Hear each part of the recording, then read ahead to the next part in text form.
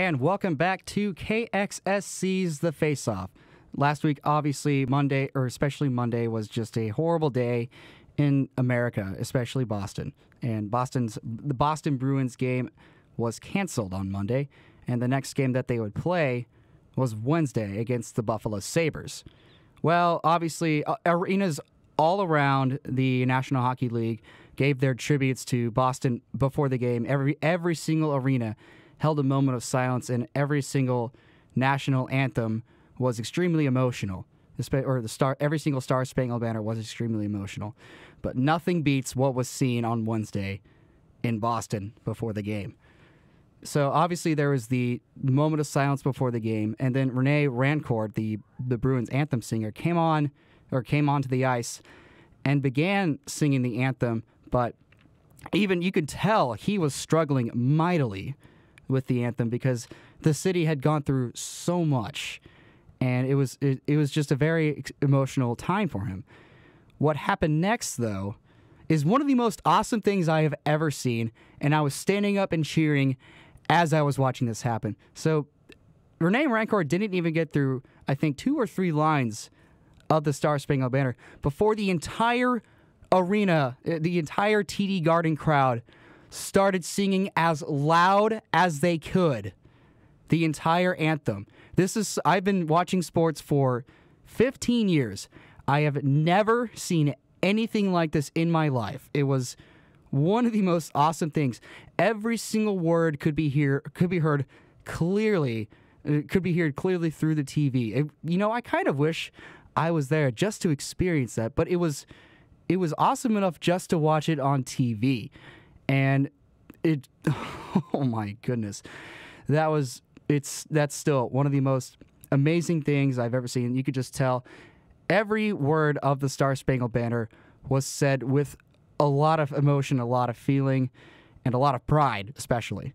And what's different about this, though, is from what I've experienced, not many people sing the Star Spangled Banner that much in American sports culture.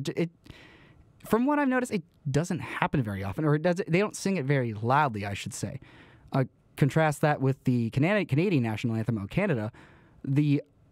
From every game I've watched, the fans just belt that out.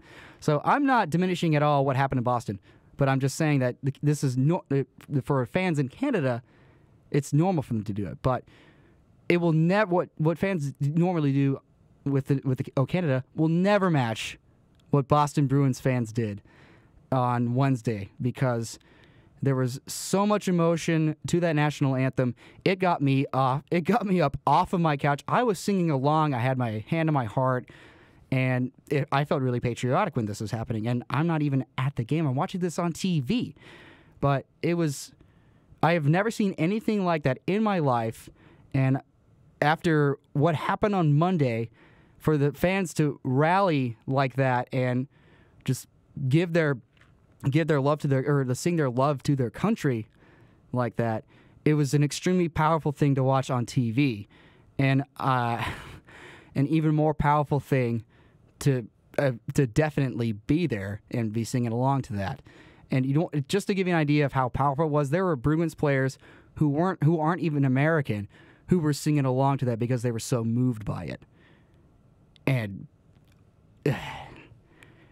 after what happened on Monday, it was something finally good happened, or something positive finally happened in Boston, and that was definitely one of the best things I've ever seen just before a sports event. And after the game, they wrapped it up nicely too. The Bruins ultimately lost this game, and that kind of put a damper on things because, well, normally when a city goes through a tragedy like Boston did, you would kind of hope that the sports team would win to sort of distract the citizens of Boston from what's going on around them. But the Sabres won this game in a shootout. But afterwards, both the Bruins and the Sabres skated towards center ice and saluted the crowd, which brought a rousing ovation from the fans.